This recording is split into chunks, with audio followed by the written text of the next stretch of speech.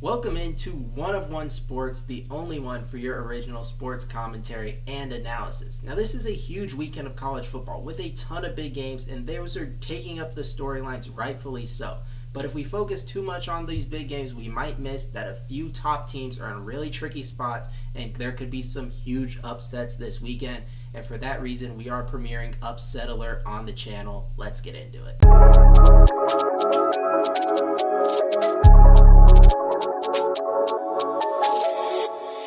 All right, so the first game we're going to talk about that I think could be a potential upset is Florida State and Virginia. But before we do that, if you guys are enjoying the college football content on the channel, the previews, the predictions, the reactions on Sundays, any of that, and now Upset Alert, make sure to leave a like and subscribe to help me grow the channel. Now getting into this, I'm on my Upset Alert scale, which we have here, carefully labeled 1 to 10 nicely for you guys. I am at a 7, right? I think this is your classic trap game, and I'm very nervous because of that. Florida State, look at who they have next week. I'm sure you already know because it's already dominating Florida State headlines, right? Undefeated Florida State, undefeated Miami, top 10 showdown between these rivals. Both schools are back. It's the biggest matchup in the rivalry in decades, right? This huge game, and what no one seems to be taking into account is Florida State might not be undefeated for that game because they have a road Friday night game against a conference opponent before that game, and I could see them easily overlooking Virginia, not being fully focused, and I don't think Florida State is a team, based on what we saw last year, that we can just give the benefit of the doubt that if they don't bring their top performance, they can just beat Virginia on the road, especially with how good this Virginia offense has looked. Look, they're top 5 in passing yards, and Chandler Morris has been one of the better quarterbacks in the country. He's putting up really good numbers, and they haven't played the best competition, but they've already played a couple of ACC opponents. Not Virginia. They are Virginia. NC State and Stanford. They put 48 up on Stanford and they put 31 up on NC State. So they're putting up points on everyone they've faced. And Florida State, while better defensively than these teams, I can still see Virginia scoring a good number of points. Added to the fact Thomas Castellanos is only probable for the game because of an ankle injury. So yeah, while I assume he'll play, his rushing element, his escapability may not be there. So Florida State in a trap game with a potentially limited quarterback against a team that can put up points, I think this thing's going down to the wire. I think Virginia gets the jump on them. I think Florida State probably fights their way back into it. Come from behind victory is what I would expect. But look, I'm going to be at the ASU TCU game, and I could see checking the score and be like, oh, Virginia might actually pull the upset. I'd be very nervous if I were a Seminoles fan. I think you get the win, maybe off a walk-off field goal or something like that, but I think it's going to be a very close game. It's only a 6.5 point spread for a reason. Vegas knows something. This game is going to be tight, in my opinion. The next big one, and for me, this is just a big game, but you check the AP poll, Washington, not a single vote received to be in the top 25, Ohio State number 1. So in that regard, some may view this as a huge upset. For me, I've been looking at Washington as a contender since the offseason. You can look at my Washington or my Big Ten predictions back then. I had them as a dark horse, almost put them in as a playoff team, right? I was that high on this team. And a big reason is because of the weapons they had on offense, and that offense has been elite. Just going off the numbers, right? I'm not talking about competition, right?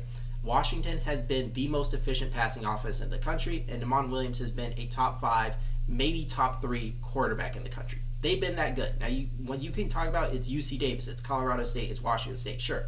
We'll get to that in a second. But just purely from a statistical standpoint, they have been one of the 3 to 5 best offenses in the country with one of the 3 to 5 best quarterbacks in the country. Ohio State has not seen anything like that.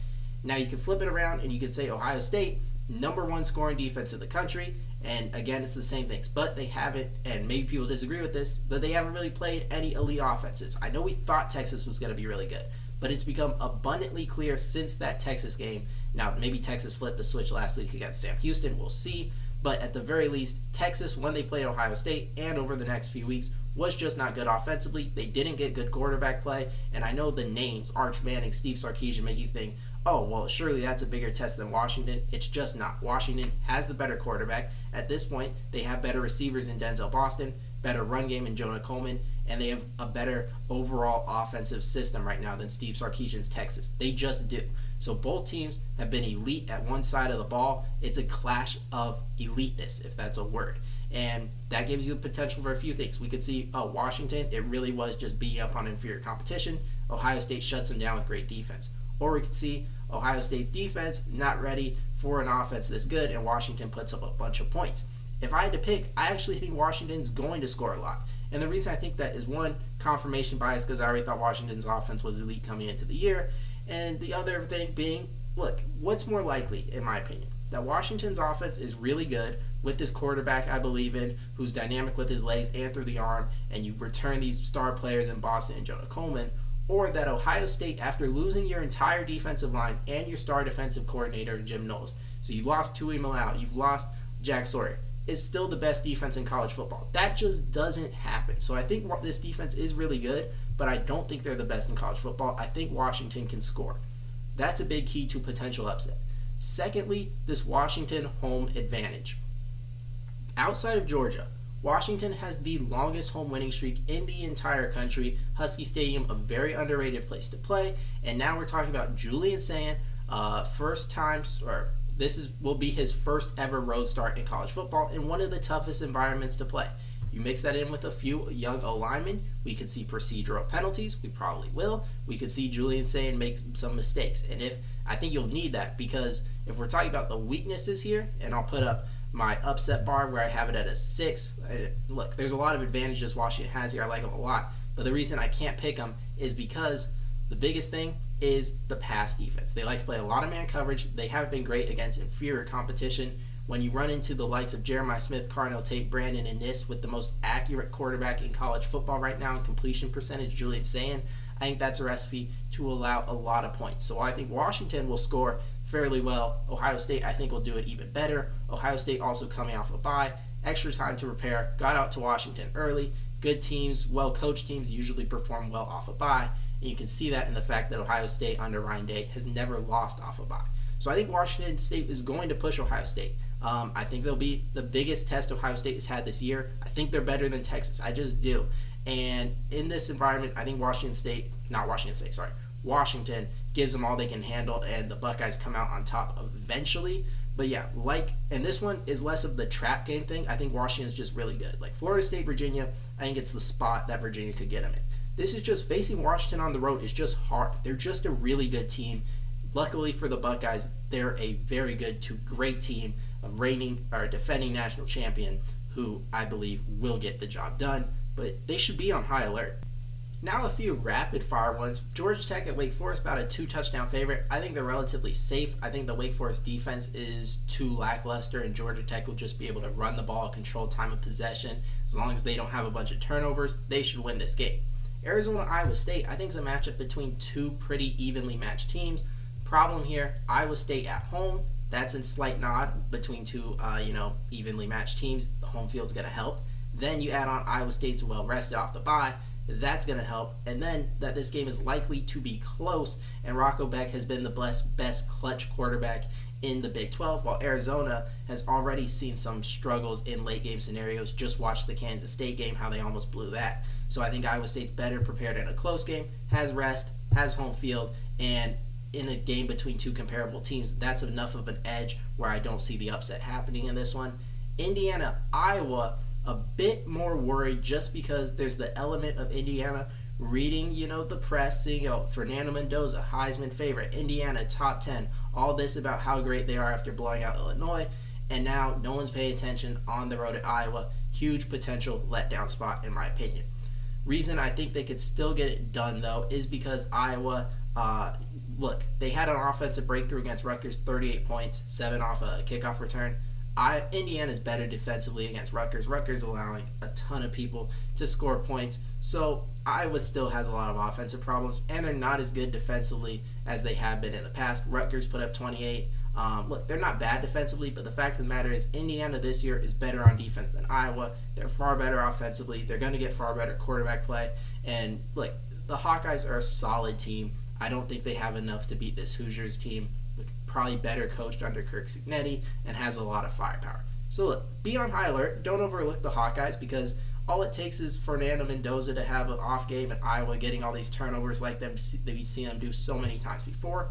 Protect the ball, and you should get out of there with a win. Two more that, to be really honest, I don't think these would even be huge upsets. Notre Dame and Arkansas, I think, is just a game between two teams that have lackluster defenses but really good quarterbacks, really good passing games, really good offenses.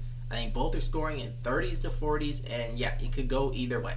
I would pick Notre Dame because Arkansas has already shown over the last couple weeks an inability to close games, fumbling against Ole Miss, fumbling against Memphis. For that reason, I would slightly lean Notre Dame. But hey, you could just as easily talk about, look, it's two high-scoring offenses, really good quarterbacks, and Arkansas is at home. They could get the win. Like I said, for me, Arkansas has been too bad in late games, not only this year, but look at Sam Pittman's record in one-possession games. It's not good. So I think Notre Dame will win. But would I be surprised if Arkansas won a shootout 41-38, 38-35? Not at all. This Notre Dame defense just isn't very good. And then BYU at Colorado. Look, it's a true freshman quarterback in Barrett Bachmeier in his first ever conference game on the road at night against a Colorado team that seems to be improving and looked pretty decent against Wyoming last week. That's a recipe that could easily see BYU losing. And look, you profile the team statistically, BYU's been much better.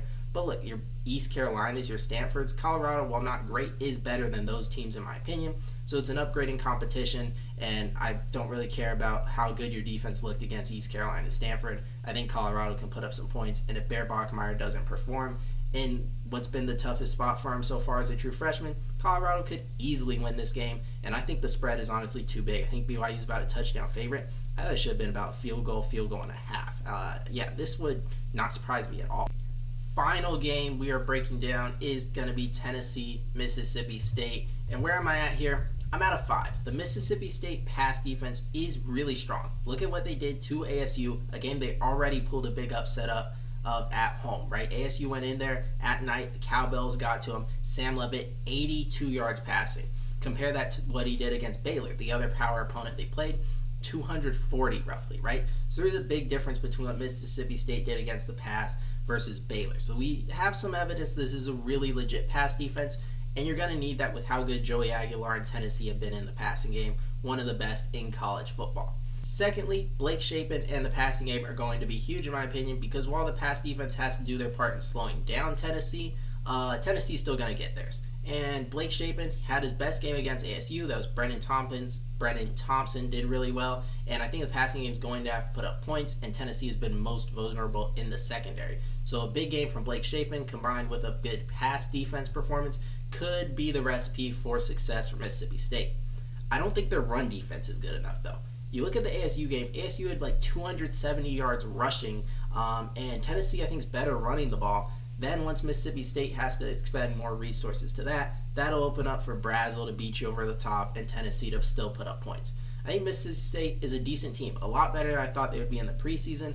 I don't think they can beat the Vols, who I think are a real contender this year in college football. I'm looking at about a 10-point win for Tennessee, but hard fought. I just can't get there with the Bulldogs to pull this off. With that being said, that is the last potential upset we're going to talk about for today's video. So comment down below of the games we talked about, or is there one off the board, who's most likely to pull off the upset of the week in college football. And if you guys enjoyed, make sure to leave a like, subscribe. I'll see you next time.